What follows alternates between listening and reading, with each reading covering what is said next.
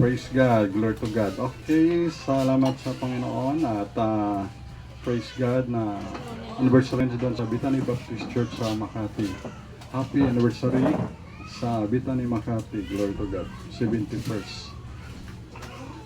Luke chapter 19 verse 10. Luke chapter 19 verse 10. Good morning. At basahin natin ng sabay-sabay. Luke 19 verse 10. Read begin. For the Son of Man is come to seek and to save that which was lost. Let us pray. Our God, our Father in heaven, maraming salamat po for this day. Thank you po sa buhay sa lakas. Thank you, sweet Holy Spirit. Help us to understand Thy Word. Help me also as I preach Thy Word. At sweet Holy Spirit, gabayin mo kami. Forgive our sins. I-bless mo rin ang mga anak mo dito sa on-site, mga sa online. At maabot ang kanilang mga spiritual needs. In Jesus Christ's name, at i-bless mo po ang anniversary doon sa Bethany Makati, Pastor Nabli, mga kapatiran. At i-bless mo rin, Panginoon, bisita masave. At ganun, O Diyos, we pray ang World Mission Conference sa Martes hanggang Webes, i-bless mo kayong bigyan ng glory at success, Panginoon. Jesus Christ's name. Amen. Ang title ngayong araw na to, ngayon ay February 9, 2025, Mission Possible with God. Mission Possible with God. So Luke 19 verse 10, For the Son of Man is come to seek and to save that which was lost. Ang Gospel of Luke dito ay si Lord Jesus Christ portrays as a Son of Man. Yan ang paborito niya, tawagin sa sarili niya. Son of Man si Lord Jesus. At sa Gospel of Matthew, siya naman ay Lord Jesus portrays as a king. Sa Gospel of Mark, si Lord Jesus bilang servant. At sa Gospel of Matthew, si Lord Jesus ay as a Son of God. Lord Jesus Christ is a missionary.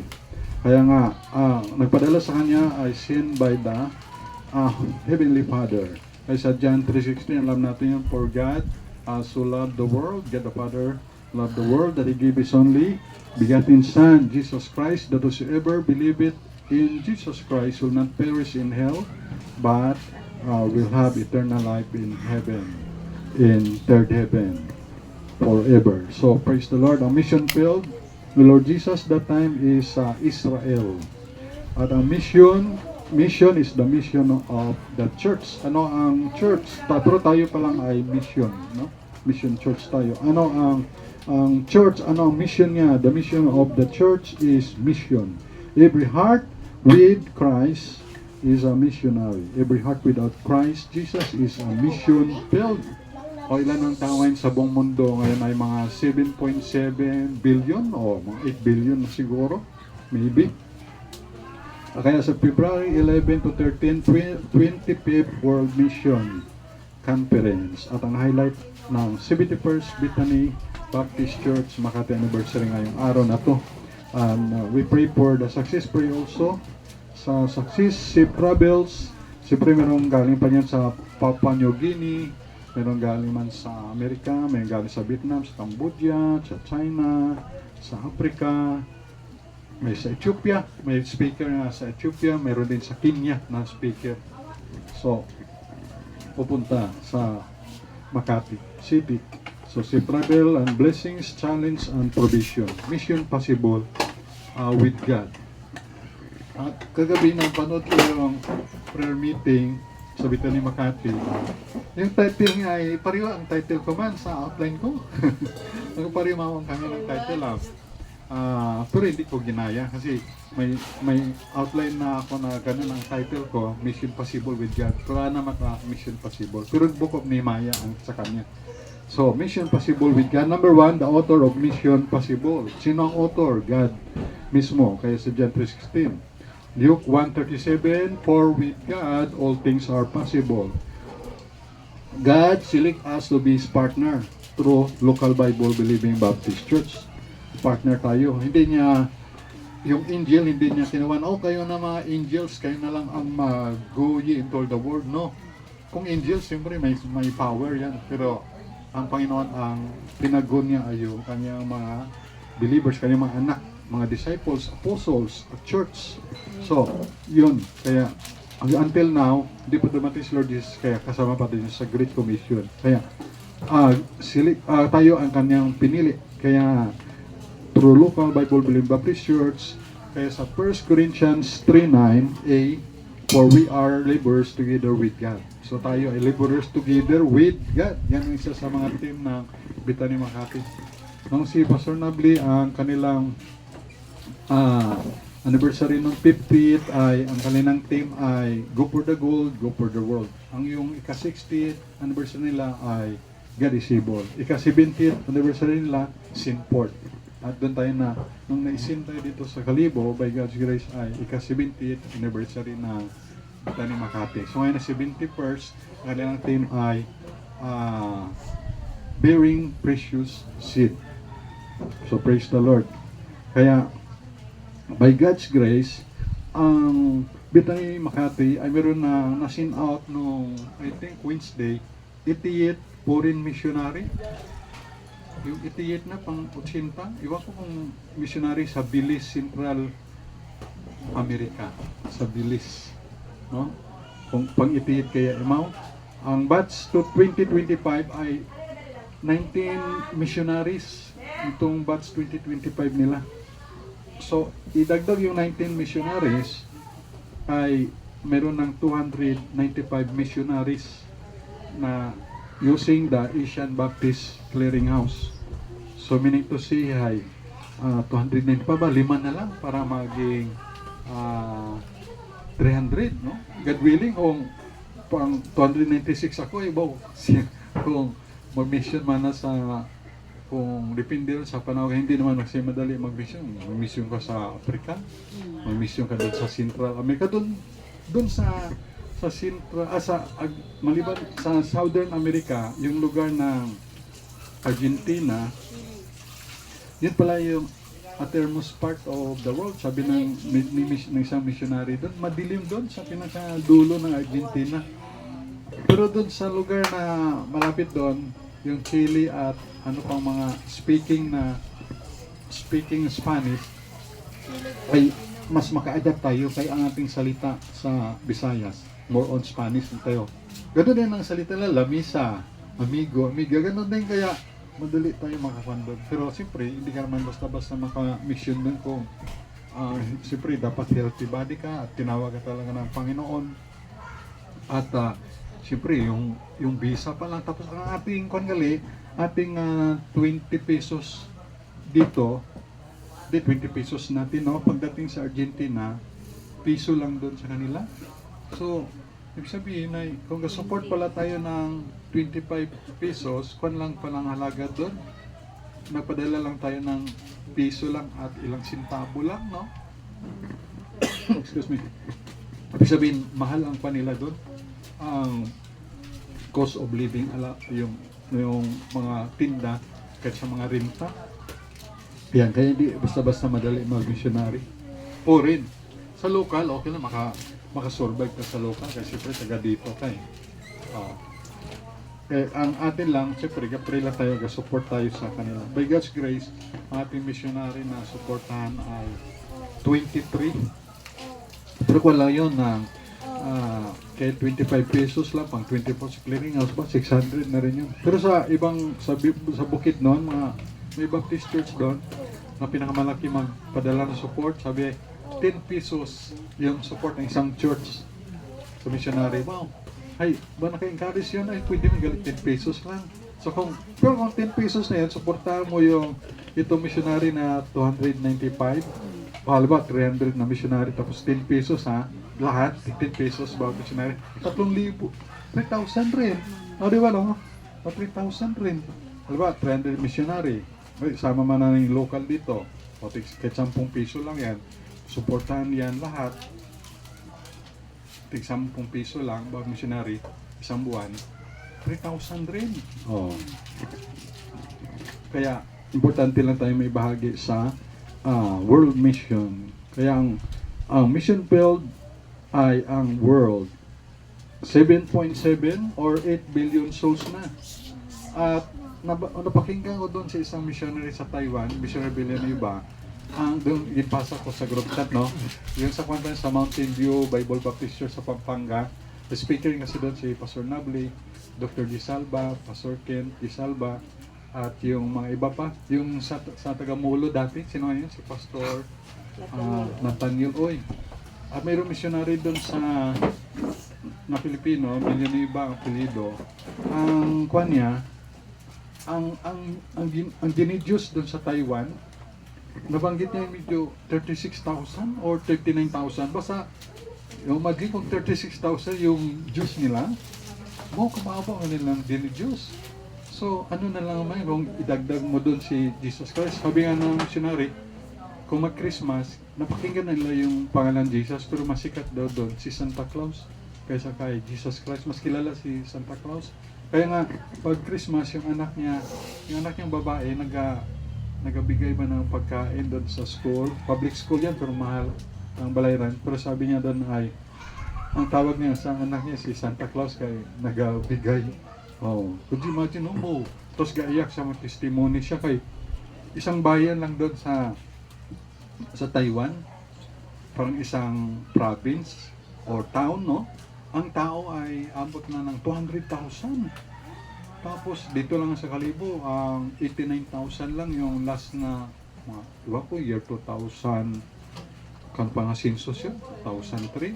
O basta, pero estimate ko na sa Kalibo ang tao dito, siguro mga 90,000, may siguro. Kulang 100,000. Pero dun sa Taiwan, isang bayan lang, syudad, ang tao ay 200,000. Could you imagine, ano? Tapos, siyempre, sa 200,000 na yan, ang paniwala nila ay siyempre, kung sila yung mga Buddhist. Kaya nga sabi ko, ang Diyos nila, 36,000 o 39,000. Pero dito sa Pilipinas kasi, kilala na si Jesus Christ. Even mga Roman Catholic, Mormon, Saksi, o born again, Baptist, Naglipayan, o Presbyterian, Methodist, JL, so kilala si Jesus, pero doon pala sa ibang lugar, hindi kilala si Jesus Christ. So, kumbaga, dami pa pala na mission code. Kaya tayo, mga anak natin, ay huwag masayang yung buhay na pwede pa pala doon makapunta sa ibang bansa. So, dapat kayo mag-aaral kayo, Kertong, Caitlin, Anadios, DJ, Crystal, na English language. Kaya kung ikaw mag-English dito, parang mahina ka sa English, ang estimate sa'yo, pero pagdating pala doon, sa Taiwan, ikaw pinakamagaling English. Siyempre, na hindi sila marunong nun. Oh. Pero mapag-aralan namin sa Duolingo. Kahit yung mga ibang lingwahe, katulad mga Chinese, Mandarin. So, gano'n, no? So, praise the Lord na vast harvest, marami pang harvest. At of course, the heartbeat of God is souls. Kaya the heartbeat of the church is soul winning. Soul winning is the main thing. He that winneth souls is wise. Proverbs 11:30. So, mayroong awitin, just one more soul, one soul at a time. Kaya tayo nagbibigay ng gospel tracts. Na, alam mo, gospel tracts sabihin natin from June 2024 to January 2025 is 626 ka-individual na inabigyan. Ang souls received Lord Jesus, kanilang Savior, is 73 person. At ditong February, ang gospel tracts na nabigyan natin ay 23. At ang supported missionaries natin ay 23 plus ABC by God's grace. Pero maliit lang naman ang ating binibigay. Siyempre mission pa lang tayo at hindi man tayo marami. Tayo lang ay small mission pa lang. Okay? So pag-pray na God will bless us na magdami man by God's grace. Siyempre, di man madali mag-mission. Hindi. Sabi nga ng ibang paso, mas madali pa man magbakiro karabaw, anwang, or baka kaysa magkuhan ka sa tao. No? Oo. Mas madali pa mag-gihit, magbakiro, no? ng hayop kaysa tao. So, pero by God's grace lang gid, no? So, pero kung gusto mo attendance, dapat may school ka para required yung parents, bata, umattend. No? Pero doon sa housing, pag gadwili, kung natin sa housing, walang problema sa attendance, marami doon. May nagturo doon na born again kahapon At least nagturo sa mga bata, nagturo na memory verse na Genesis 1:1. In the beginning, God created the heaven and earth. So praise the Lord, mayroon tayong kakampi na doon. Kaya sabi ng Biblia, ang hindi laban sa atin, sabi ni Jesus, ay panik sa atin. Importante hindi kulto. yung tuturo, kundi yung tuturo ay yung totoo na anak ng Diyos. Ay kinikilala na si Jesus Christ ay God. Mission possible with God, number one, the author of mission possible. Number two, the action of mission possible. Ano yung action dito? For the Son of Man is come. So come and to seek. Yan. Come and seek. First coming ni Lord Jesus, yun yung Jesus comes for the purpose na nasulat sa 1 Corinthians chapter 15 verse 1 to 4. Ano yun? Na yung 1 Corinthians 15, 1 to 4, ito yung first coming ni Lord Jesus, na ito dapat muna yung mapakinggan ng mga tao. Dapat hindi mo na sila makapakinig about second coming. Pakinggan muna ng mga unsaved, first coming muna. Yun lang muna ang sa kanila. Pero tayo, mga saved na by God's grace, siyempre, second coming, pwede natin pakinggan. Pero yung mga unsaved, ito muna ang first coming. 1 Corinthians 15 verse 1 to 4, moreover, brethren, I declare unto you the gospel which I preach unto you, which also ye have received and wherein ye stand, by which also ye are saved, if ye keep in memory what I preach unto you, unless ye have believed in vain. For I delivered unto you first of all that which I also received, how that Christ died for our sins according to the Scriptures, and that He was buried, and that He rose again the third day according to the Scriptures. So dito ay makita natin si Lord Jesus ay, sabi ng Biblia, ay namatay, buried, and rose again. So the first to hear the first coming, Jesus was born in Bethlehem, Israel. Kung di makamali, ang Bethlehem ay sakop yata yan ng Judea na region. Judea, iba naman ay Samaria, Idumea. So Bethlehem, Israel, Jesus Christ is come in the flesh, is of God. So kung sino na kumikilala na si Jesus Christ ay mahayag sa laman, ibig sabihin si yung Diyos ay na-incarnate, naging tao, good yan pag tayo niwala na si Jesus Christ ay naging laman. Sa 1 John 4:2 yan. Sa 1 John 4:3 naman, ito naman yung Antichrist, yung hindi na kumikilala na si Jesus Christ ay nagkatawang tao. So, dapat kilalin natin na nagkatawang tao si Jesus. 1 John 4:2. 1 John chapter 4 verse 2. Hereby know ye the Spirit of God. Every spirit that confesseth that Jesus Christ is come in the flesh is of God. Yon. So tayo ay naniniwala tayo na si Jesus Christ ay come in the flesh. Amen? Hayag sa laman. Naniniwala din si Jesus ay nagkatawang tao. Naging tao. So yan ay is of God, sa Diyos yan. Kaya sa Diyos tayo. Pero yung kabaliktaran naman dito sa verse 8, and every spirit that confesseth not that Jesus Christ is come in the flesh is not of God. Yan. Pag nagsabi doon na kayong kanto, hindi naman si Jesus Christ totoo na nagkatawang tao yan. Yan. Pag may ganyan nagsabi na hindi si Jesus, hindi niniwala na pinanganak sa laman, sa sabsaban, yan ay hindi sa Diyos yan. Sabi dito, is not of God. And every spirit that confesseth not that Jesus Christ is come in the flesh is not of God. And this is that spirit of Antichrist, Antikristo, anti-kalaban kay Kristo, whereof ye have heard that it should come, and even now already is it in the world. Di pa tayo nabubuhay, no? Sabi ni Apostol John, ay nandito sa sanlibutan. Noon pa, mayroon na, until now, siyempre. Okay, so, salamat tayo ay naniwala na si Jesus Christ ay mahayag sa laman. And then sa 2 John 1:7, 2 John 1:7, sabi na dito sa 2 John 1:7, tingnan pa natin kung ano nakasalat dito. 2 John chapter 1, isang chapter lang naman to verse 7, for many deceivers are entered into the world who confess not. Deceiver sila, mandaraya sila pag hindi nila confess not that Jesus Christ is come in the flesh. This is a deceiver and an anti-Christ. Seek, hanapin, Romans 3:11. Pero alam niyo, wala naghahanap sa Panginoon. Wala naghahanap. Tingnan na. Sa Romans chapter 3 verse 11 na bakit wala naghahanap sa Panginoon? May nakasulat na sa Bible eh. Kaya hindi tayo wala magkataka na ba't walang sa aking sa signboard natin na may cellphone number 6 months na, wala man lang nag-text. Pero kung imos yung number signboard, paano ka magkaroon ng pera? Paano ka may seminar, magka-earn money? Aba-abo siya interesado, no? Pero, obserbahan ko, walang nag-tick sa aking number. Oo. Kasi wala nga, nasa Bible, wala nga naghanap sa Diyos. Romans 3, chapter 3, verse 11, ang sabi dito, there is none that understand it. There is none that seek it after God. Oh.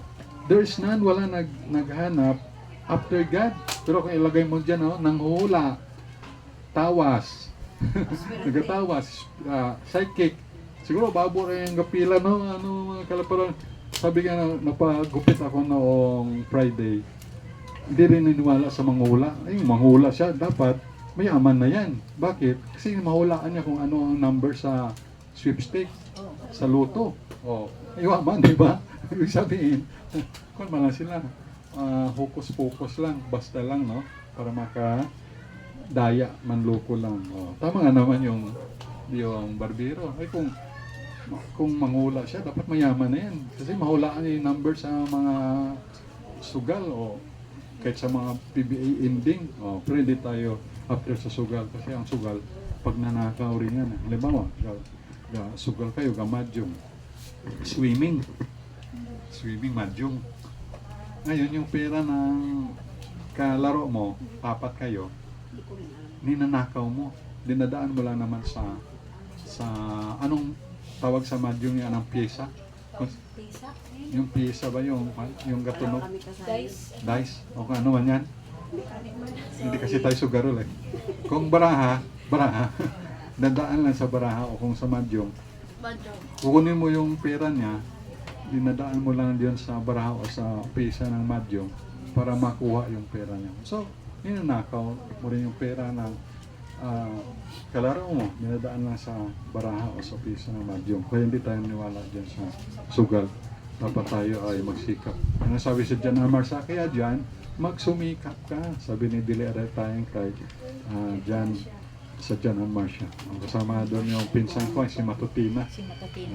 Katulong ni Dili Aray tayong. Yan. So, walang napunta, no? Kahit nabigyan natin ng 626 na gospel tracts, nabigay, kahit may 73 pa na tumanggap sa Panginoon bilang tagapagligtas, wala rin napunta, may address naman yung. Pero yung iba yung tumanggap dito doon sa Manila. Di ba naman kung sa barko, taga-Capiz. Pero majority siyempre dito sa Aklan. Kahit yung nasirang ko doon kay classmate ni Pau Pau, na kasakit siya, di ba si Sterpen, no? Tumanggap rin yun, pero siyempre, di ba man nakapunta dito, at kahit mga nasirang man ni Sterpen, kahit manaling, kahit si Ana. Yan. Kaya si Ana, desire niya mga teacher na bigyan niya rin ng gospel tracts, kaya pumasok ng gospel tracts kahapon. Yan. And then, before that, no, in-combine ko lang nung nasa Bible school ako for 7 years, at sa Aklan Baptist Church ako, nung naging sa worker ako, 3,000 lang nga yung binilang ko ng gospel tracts na kunwari binigay. Pero mababang number na yun, 3,000 ay sa Bible school.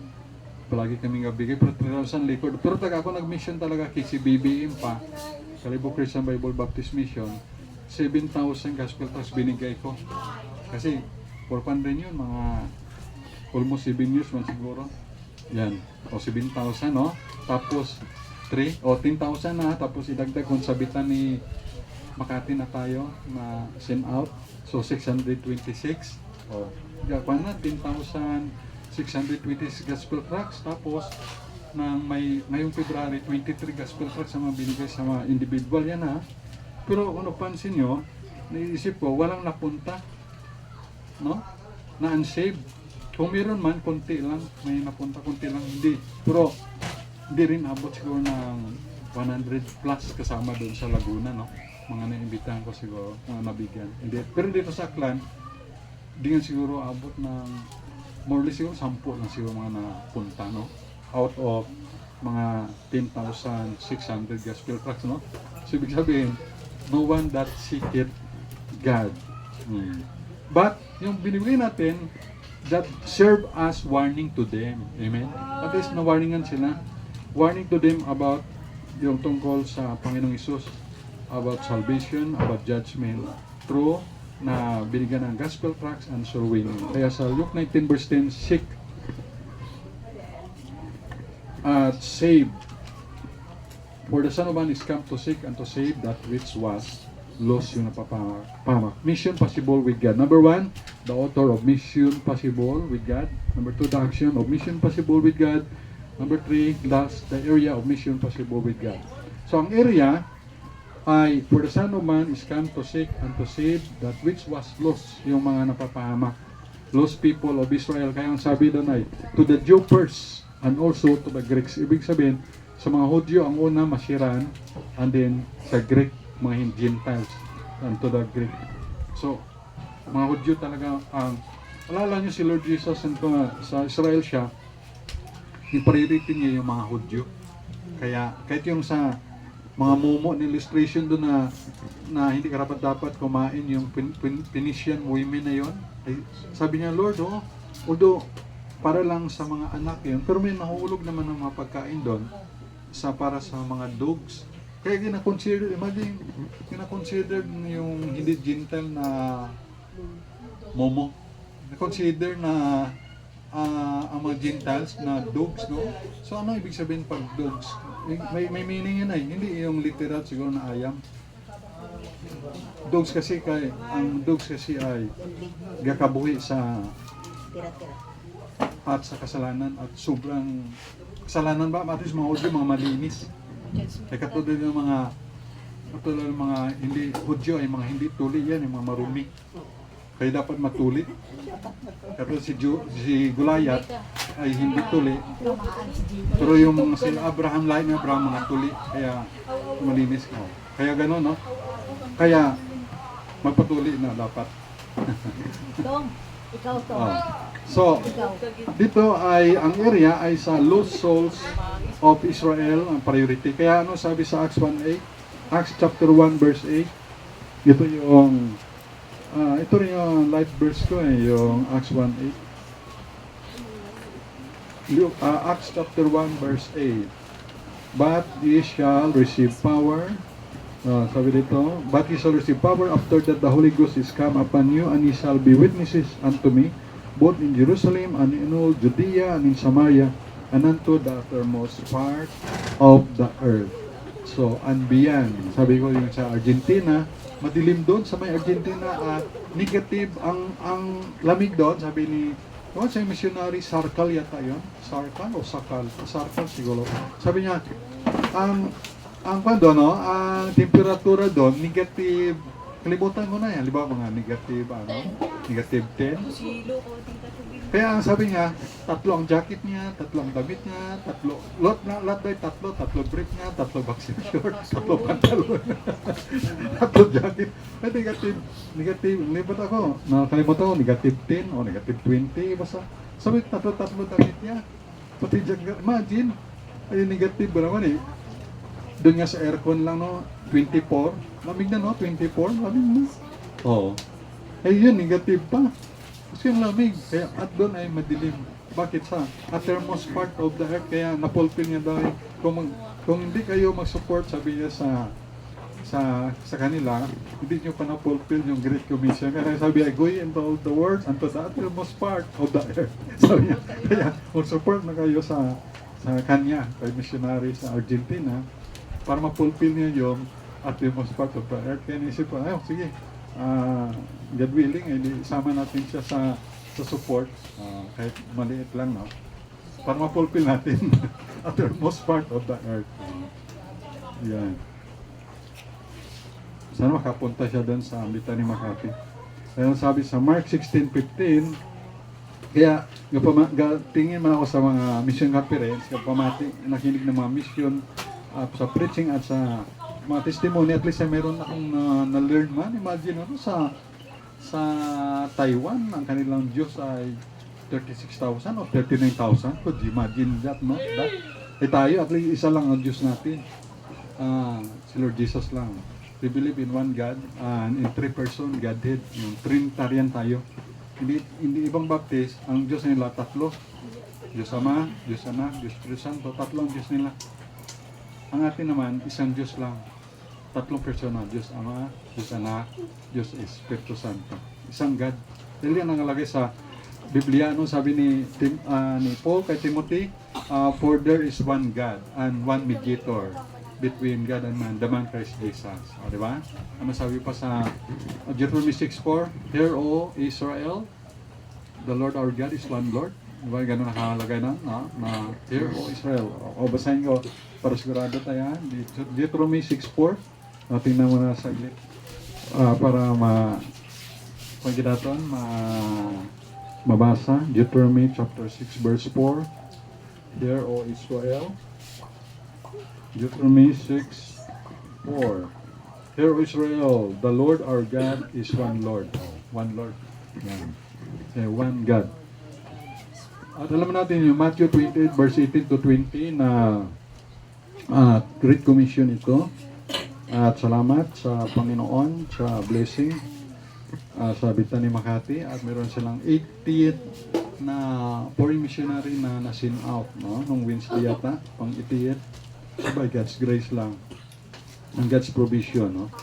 And Jesus came and spake unto them, saying, all power is given unto me in heaven and on earth. Go ye therefore and teach all nations, baptizing them in the name of the Father and of the Son and of the Holy Ghost, teaching them to observe all things whatsoever I have commanded you, and lo, I am with you always, even unto the end of the world. Amen. So, to the region beyond, 2 Corinthians 10:16. 2 Corinthians chapter 10 verse 16. To the regions beyond. Corinthians 10:16. To preach the gospel in the regions beyond. You cannot to boast in another man's line of things made ready to our hand. Yeah. Kaya maging sa Acts 1:8 kanina na but it's receive power, no? After the Holy Ghost is come upon you, and you shall be witnesses in me both in Jerusalem, Judea, Samaria, and unto the uttermost part of the earth. Kaya dati pinakauna ko doon. Iba naman ang audience ko doon sa Purok 1, pero si Nayahidi lang original, Joseph, si Dino, sila yung mga original lang. Iba audience ko sa Purok 4. Tapos ito kami sa may Timpulutan. Iba rin yung audience doon sa may yan sa poblasyon, iba man audience doon sa may dating Blue Star. Tapos iba rin audience sa Linapuan, iba man rin audience doon. Pero si Nayahidi ay unang yapon by God's grace, no? Siya ang faithful sa Panginoon na sama. Of course, dito naman sa Purok 4, iba audience at nalagdag na sila Sterpin, Stermonit. Iba na-promote na sa langit. Abot na na-promote sa langit. Abot naman sila. Agri ba man na yung mga unga, nakawatak-watak, pagkasunog. Pero pag God willing, kung kamay kita sa Brinos Kara, iba na naman audience. Pero ang original naman, Nayadi, Sterpin, Stermonit, ay iba pa, Dino. Sunod ng Japan. Sige, importante lang ay nagpatuloy tayo sa biyaya ng Panginoon. Iba audience dito rin sa poblasyon. Laban Norte, Tigayon, iba mga audience ito, no? Panday, Anti Lutlot, Anti, kapatid ng Anti Lutlot? Anti Jo. Si Jo. Jo, Elias. Elias ba pilido, no? Yan. Ay nanay first cousin. And then sa Briones na loob, sa iba audience. Kaya nga, ang naisip ko rin dito sa Aklan ay wala pang bitan ni Burwanga, bitan ni Madalag, bitan ni Malinaw, bitan ni Liso, bitan ni Tangalan, bitan ni Altabas, at iba pa, dami pang wala na, bitan ni Banga. At least may bitan ni Washington na, bitan ni naman siya, may bitan ni Malay. So, Waman, no? Yan ay. Si Sterpin niya, malapit yan sa bitan ni Washington. Pero at least ay yan ang membership katod. Siyempre iba man ito, audience. Yan. Pero kuhain ko na yan, apo ko na nga yan eh. Kasi apo sa tuhod na yun ang bitan ni Makati. Pala yung mga kuhan pagalita, matanda pa tayo na baby. Yan. So, co-laborers with God tayo. Okay? So, salamat tayo sa Panginoon. Mission possible with God. At si Lord Jesus, siya ang first missionary, siyempre. At ang mission field ni Lord Jesus ay Israel and beyond. Pinapatuloy ng mga disciples at pinapatuloy natin. Yan. So isa pa yan na yung environment. So pray tayo. Heavenly Father, thank you po sa inyong salita, Mission Possible with God. Tulungan niyo kami, Panginoon. Ito ay mission niyo, gawain niyo po ito, Panginoon. Hindi po namin gawain ito, hindi po gawain ng pastor, na simpleng pastor. Hindi ito gawain na under shepherd o siman, Panginoon, sa amin, kundi ito ay gawain niyo, Panginoon Diyos. Kami lang ay cover sa iyo, Panginoon. Kami lang ay privilege lang na sinama mo sa gawain na ito, Panginoon, para sa mission, Panginoon. Hindi anghel ang inutusan ko, din yung mana. So, tulungan ko, Panginoon, sa impossible mission, Mission Possible with God. So, i-bless mo, Panginoon, bawat manampalataya dito sa on-site, online. Tulungan kami ma-fulfill ang Great Commission. Go into the world and preach the gospel. Kaya ma-provide ng needs, good health, wisdom, and power through the Holy Spirit, and soul saved, Bible study, kaya matalupayan na ma-baptize, ma-disciple, at maging missionary rin pa, foreign and local. Pagpalain pa rin sa Aklan, mga open sa gospel, makaroon ng mga kumplito dito sa 17 na sa Aklan, makaroon ng Bethany Baptist Church Mission pa, at ma-organize. Pala yung Bethany Makati, pala yung Aklan Baptist, Pastor Yun. Pastor Nabli sa Bethany, bless our Panginoon. Bless namin offering, aming giving, tithes, and offering. Aming first fruit, bless mo yung Panginoon. Bless mo ang bawat isa, source of income, Panginoon. I-bless mo ang Panginoon. Bless aming spiritual, ngayon ang blessing, at ganun sa food. I-bless mo yung Panginoon. Salamat po. Thank you so much for forgiveness. Bless mo yung safe travel po, Panginoon, bukas pa Makati. Kayo po maliwalat yung maging blessing ako doon, at sila rin maging blessing sa amin bawat isa. In Jesus Christ's name. Amen. Amen. Thank you. Good morning.